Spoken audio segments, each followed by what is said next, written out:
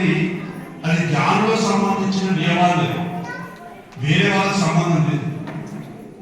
ఎందుకు అది పెట్టబడింది అంటే పూజ శరీరతత్వం అంటే రాయి, అందుకే ఆ తత్వంలో ఉంటుంది. ఇక్కడ ఉన్న వాళ్ళు పూజ చేసి వెళ్తారు.